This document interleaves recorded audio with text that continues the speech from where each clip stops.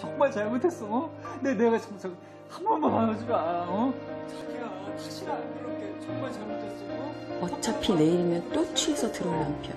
내가 정말 아이를 생각해서 참았지만 이젠 정말 끝내고 싶습니다. 이번에는 안 돼. 하루 이틀 된 일이 아닌 것 같아요. 그렇죠? 남편분이 일단 딱 분위기 파악하고 무릎부터 꿇고 보는 거 보니까 술 마시고 이제 저런 일들이 왕왕 생겼던 모양인데요. 글쎄 술 때문에 싸우는 부부들도 많이 있고 또 술 그렇죠. 때문에 문제가 생기는 가정들도 많이 있지만 우리 김생민 씨는 어떠세요? 술 잘 안 좋아하시는 것 같아요. 그죠? 저하고도 한 번도 그런 자리를 마련해 본 적이 없는 거 보면. 그러니까 저는 술을 잘 못해서 술 때문에 이제 뭐 그런 문제는 별로 없습니다. 네. 부사도 없고 뭐 술을 많이 먹지를 않으니까요. 근데 술 때문에 부부관계를 더 좋게 만드는 그런 여우 같은 남편들도 있어요. 아내가 술 먹는 걸 좋아하면은 어떻게 그걸 또 잘 이용하는 남편도 있을 수도 같이 있거든요. 그냥 분위기 좋게 만들 예, 수도 예. 있으니까. 근데 네. 저렇게 술만 마시고 들어오면 어떻게든 막 밤에 또 애 깨우는 남편이 제일 나빠요. 기껏 재워놨는데 와가지고 막 흔들어서 깨우면서 뭐 네. 아빠 왔어 막 이러면서. 그러니까 이 술 먹었을 때 제일 안 좋은 게 지금 곰곰이 생각해 보니까 네. 불만 세력으로 변하는 사람이 제일 안 좋은 것 같아요. 술만 먹으면 시비를 갑자기 걸고. 그냥 세상이 다 미워지고. 그래, 너 집이 잘 살아서 좋겠다.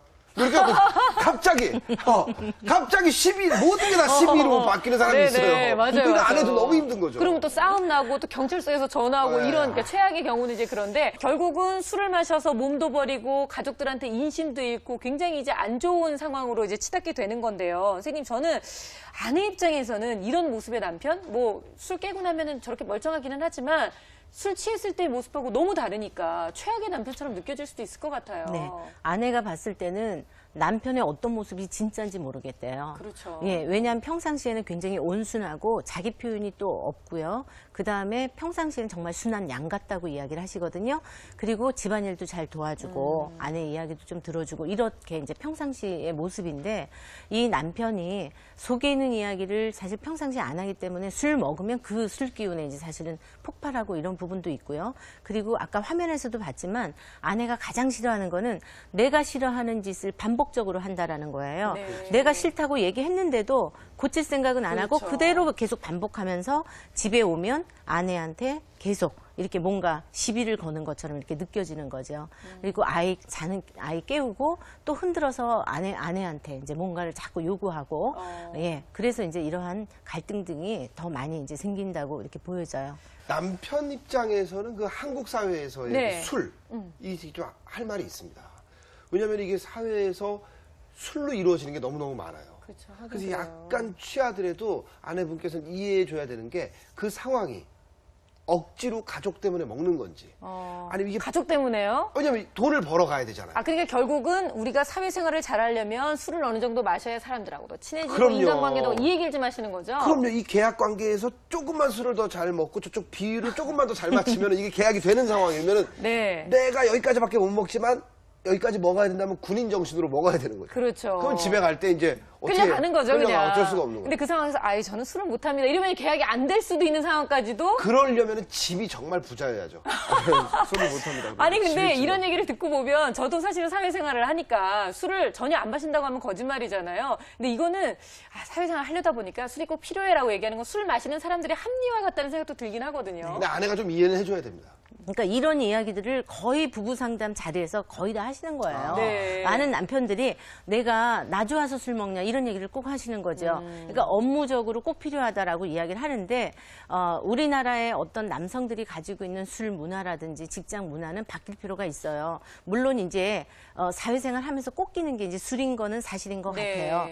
그래서 이제 그 안에서 어떤 정보도 서로 주고받을 수 있고 문제 해결도 조금 수월하게 이렇게 될 수도 있는 부분이 있는 반면에 이제 문제는 이러한 것 때문에 많은 가정이 깨진다라는 거지요. 왜냐하면 주로 술을 언제 마시나요? 밤에 마시거든요. 그렇죠. 그러면 귀가가 늦어요. 그러면 아내들은 집안에서 남편하고 대화도 해야 되고 그다음에 아이들 커가는 것도 육아도 같이 상의해야 되고 그리고 저녁 식사를 가족하고 같이 또 해야 되는데 이런 것들이 전부 다 없어지다 보니까 가정의 어떤 기능적인 부분들이 다 깨지기 때문에 이제 문제가 생긴다는 거죠.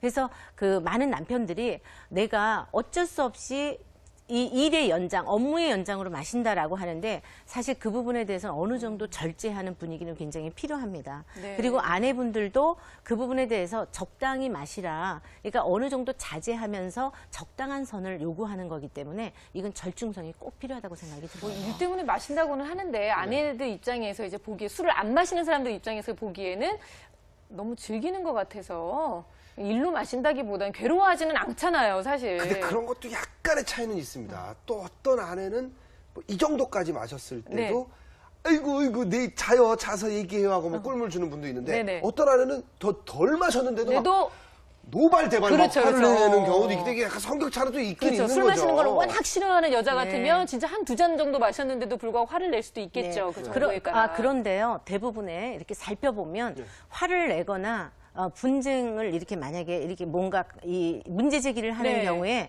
이유가 있어요. 그러니까 어떤 상처가 있냐면 이미 배우자하고의 관계에서 아까 잠깐 이야기했지만 상처받은 기억들을 가지고 있는 거예요. 그러니까 실수를 했다든지